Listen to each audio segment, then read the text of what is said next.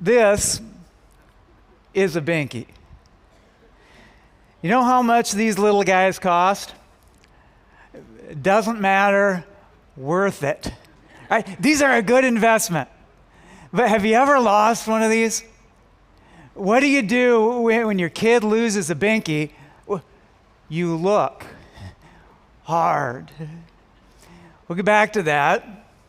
First, influence. We're teaching through the book of the Bible called 1 Kings. Today we're at chapter 15, and we're also going to look at 2 Chronicles 16, which is a parallel passage to this one and gives us even a little bit more information. In this passage, God, He was looking for something hard. 2 Chronicles, verse 16, chapter 16, verse 9 says this, "For the eyes of the Lord move to and fro throughout the earth, that He may strongly support those whose heart is completely His." Not a lot of verses in Kings and Chronicles that are famous. This one is.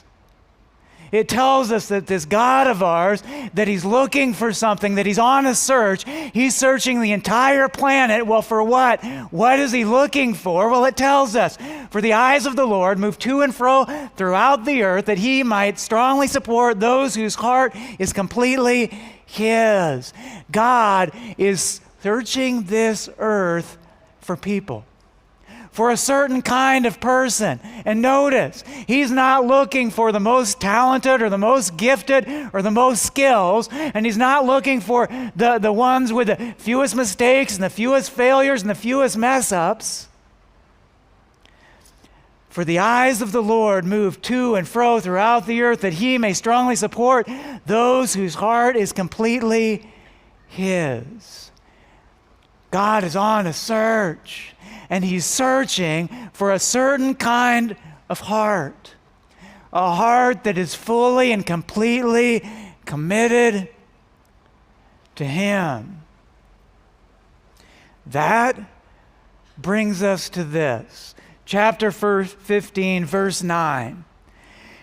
"In the 20th year of Jeroboam, king of Israel, Asa became king of Judah." Around 1,000 years before Jesus was born, David was the king of Israel. And the kingdom under David, it was united, it was prosperous. After David, his son Solomon reigned, but when Solomon died, there was conflict, there was division. The northern tribes split from the southern tribes, formed two separate nations. The nation of Judah, that's the southern kingdom, it continued to be led by a descendant of David, Asa. Asa is the great-great-grandson of David. So we're now 4 generations down. Verse 10. "He reigned in Jerusalem 41 years. His grandmother's name was Maacah, daughter of Abishalom." 41 years. Long time. Of all the things that happened during King Asa's 41-year reign, first thing that the Bible tells us about, did you catch it? His grandma. Is it just me, or does that seem a little weird? Why? 41-year reign. First thing in his biblical biography, it's his grandma. Well, why? Asa's grandma wasn't your typical grandma. Asa's grandma didn't do things like this. Gmail account? No, I'm looking for an email account. Sorry, that's a grandma thing.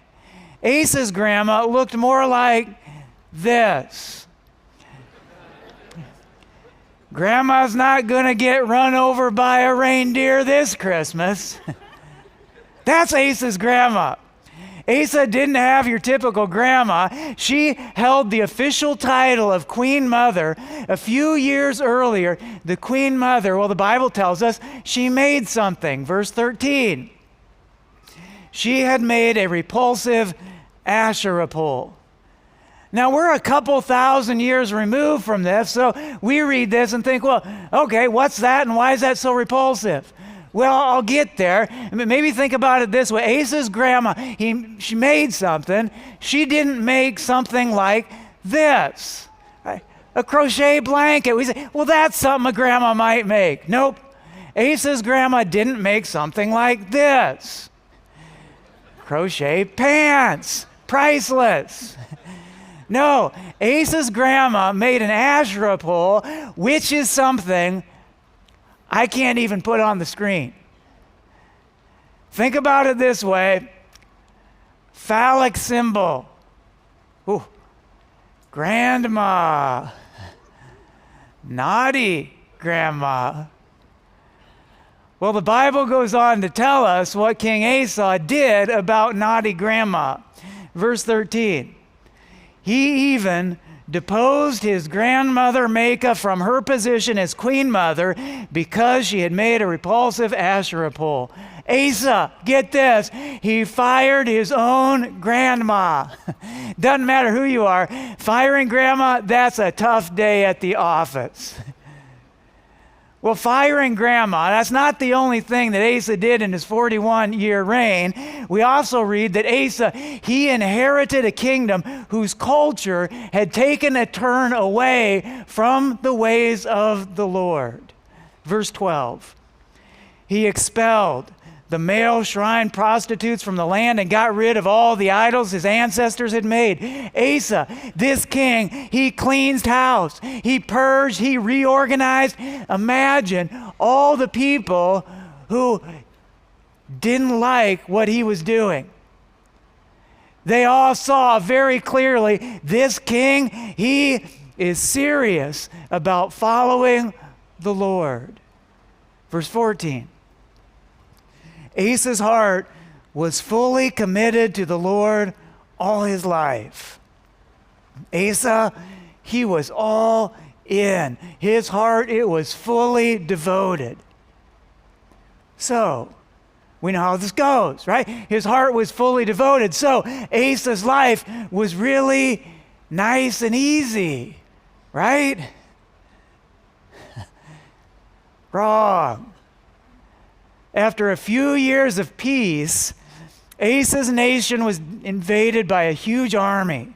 Verse 9, Zerah, the Cushite, marched out against them with an army of thousands upon thousands and 300 chariots and came as far as Mersha. Think I maybe pronounced that right. But here's what was going on. Asa, all of a sudden, he had a problem. He loved the Lord. He was following the Lord. His heart was committed to the Lord. But his godliness didn't guarantee an easy path. Following the Lord, it didn't exempt him from difficulty. See, wise people, they invest in their relationship with God during the good seasons so that they have a reservoir of faith that's available to help during the challenging ones. When things get hard, when hard times hit, we don't abandon our faith. When hard times hit, we draw strength from our faith. Maybe that's what God is calling you to do today. Well, Asa, he knew what to do. He rallied his army and he did this. 2 Chronicles 14 verse 11. Then Asa called to the Lord his God and said, Lord, there is no one like you to help the powerless against the mighty. Help us, Lord our God, for we rely on you. This is a great thing about God. Asa knew that. We can know this. God, he wants to help us with our problems. Have you invited him? Maybe you got a problem and you're like, well, I've thought a lot about this problem. I've worried a lot about this problem. And I've strategized a lot about this problem. But have you prayed about it? Well, do. one of the great things, I don't like to have problems in life. I imagine you don't either, but one of the great things about it is when we do face a problem, just on a normal day, it can be just kind of an easy standard problem. When we face one of those, what those things can do, they can turn our attention, they can focus our hearts and mind back onto the Lord. When a problem does that, when it turns us and puts our attention back on the Lord, well, that's a win. Well, in this situation, Asa got the outcome he was looking for. Victory. 2 Chronicles 16, verse 9. For the eyes of the Lord move to and fro throughout the earth, that he may strongly support those whose heart is completely his. This is probably the most famous verse in all of Kings and Chronicles, but did you know that that verse is almost always taken out of context? What I read and what you typically hear, if you're familiar with this verse, it's not even the full verse. It's just the first half of it. Do you know what comes next? It changes the whole verse.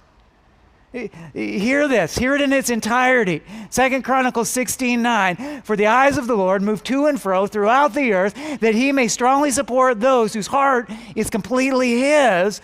You have acted foolishly in this. Indeed, from now on you will surely have wars. Well, that changes this verse. We conveniently skip over the you have acted foolishly in this part of the verse.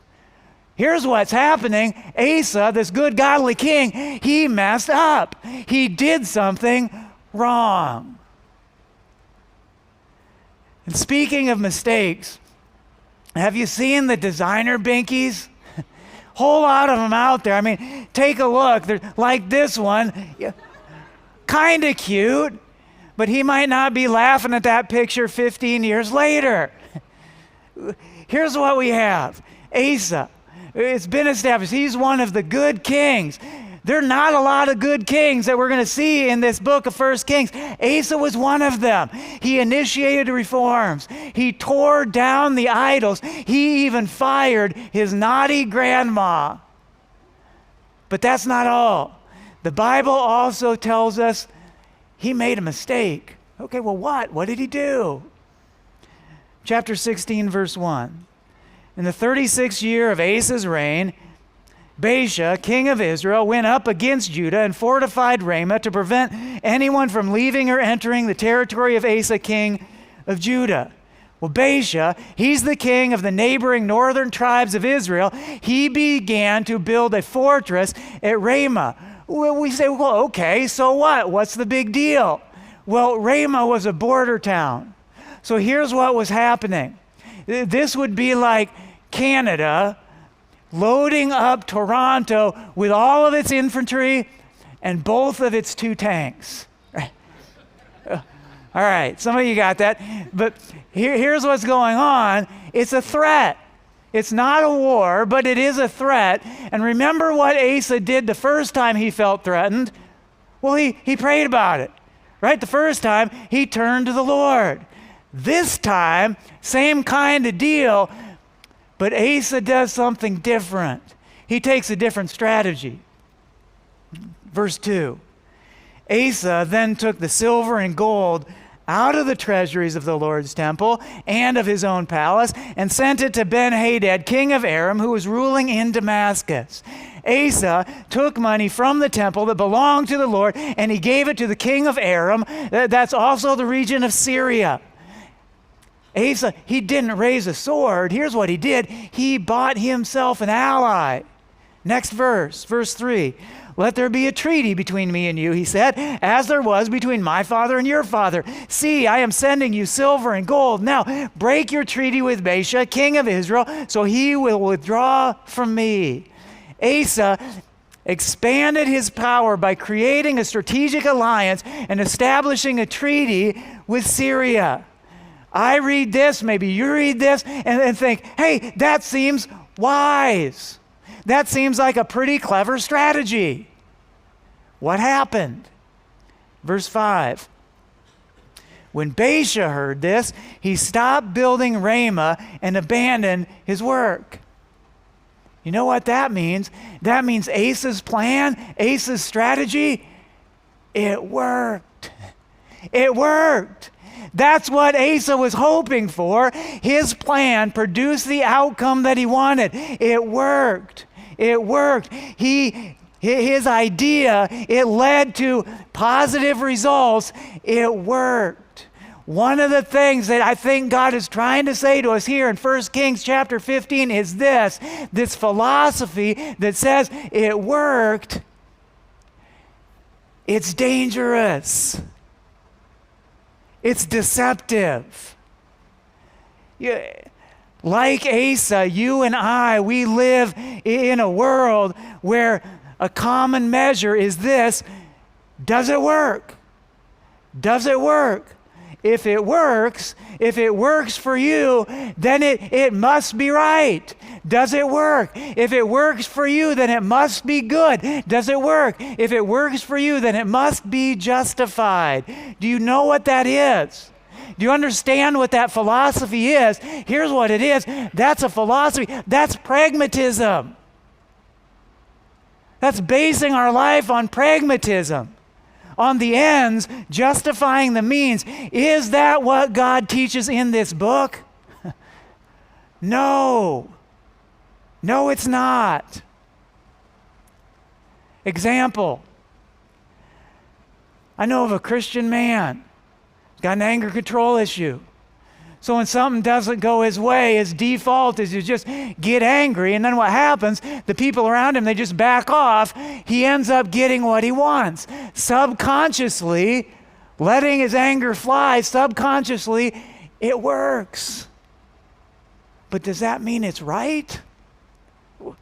No. Example. I know a person who, well, I'd call him kind of lazy. Whenever there's a group project, they underperform, so everyone else has to pick up the slack. Subconsciously, it works. But is it right? I know of a man by the name of Jonah. Didn't want to do what God asked him to do, so he said, I'm just going to avoid it. He went on a little sea cruise, and it worked. For a while. I know of some people who didn't like what Jesus was saying and what Jesus was teaching. So they said, we got to find a way to get rid of this guy. And they did. They devised a plan. They carried it out. They had Jesus executed. It worked. For 2 days. I want you to hear this passage from Proverbs 14 that speaks to this philosophy of pragmatism. Proverbs 14 verse 12, God says this: there is a way that appears to be right, but in the end it leads to death. There's a way that appears to be right. That's saying, well, it's working. This plan is working. The way I'm doing this, it's working. There's a way that appears to be right, but in the end, it leads to death. Just because it's working doesn't mean it's good.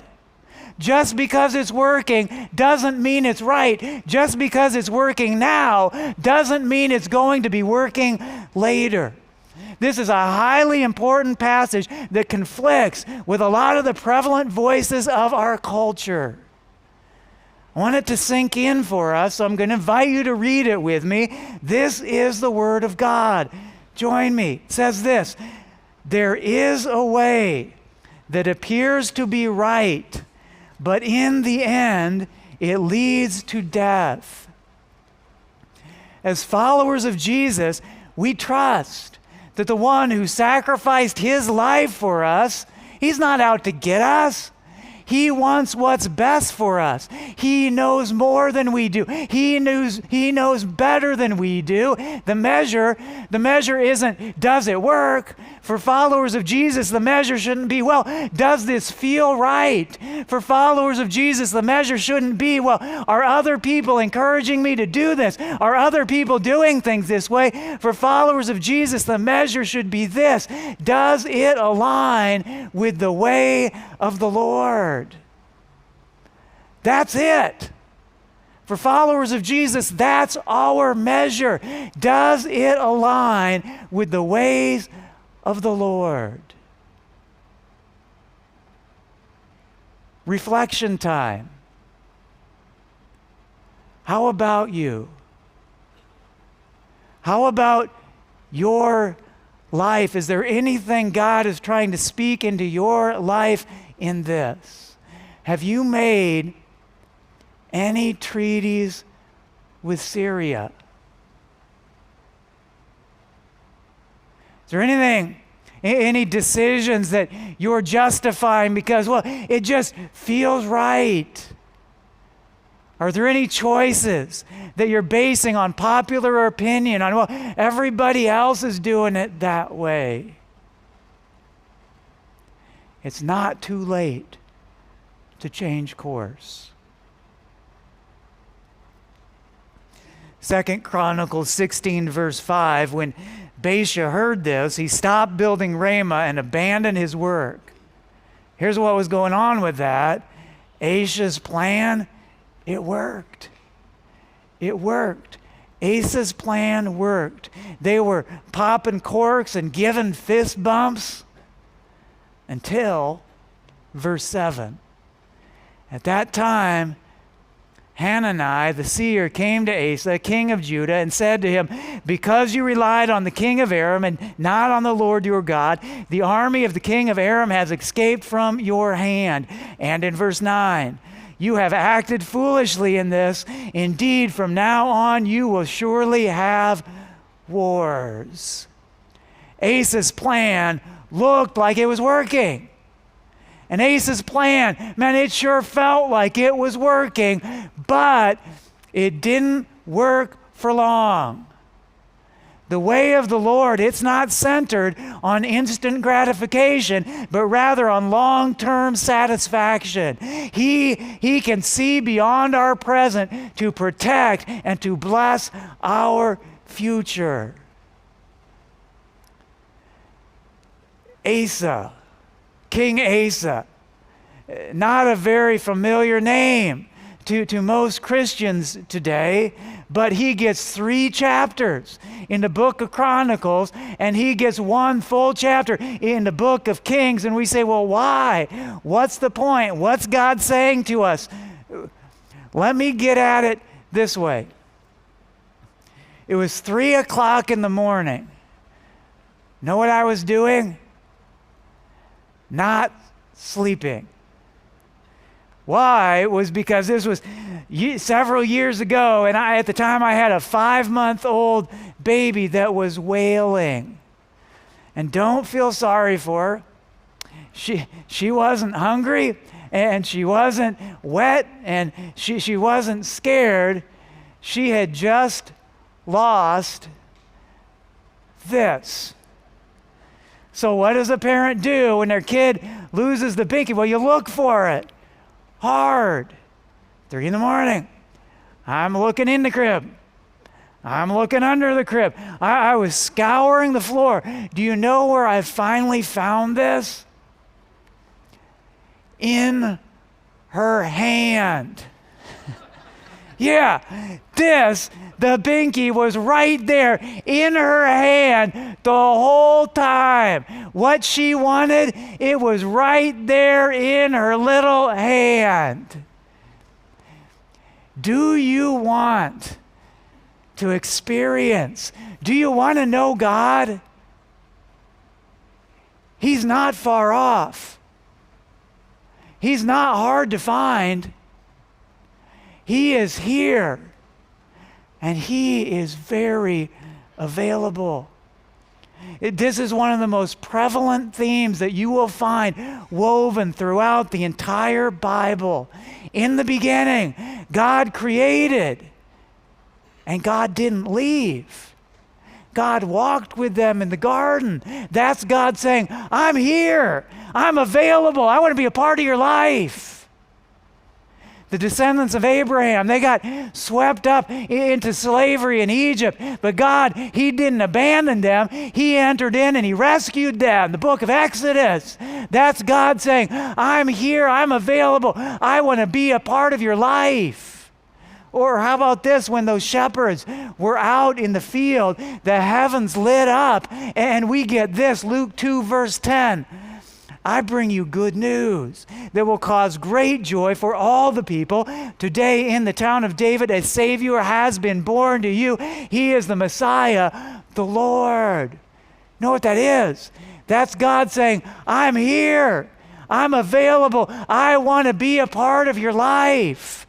When Jesus had risen from the dead and He was about to ascend into heaven, He said, hey, the Father is going to send the Holy Spirit, and the Spirit, He will be with you always to the very end of the age. You know what that is? That's God saying, I am here, I am available. I want to be a part of your life. In this passage, King Asa faces two crises.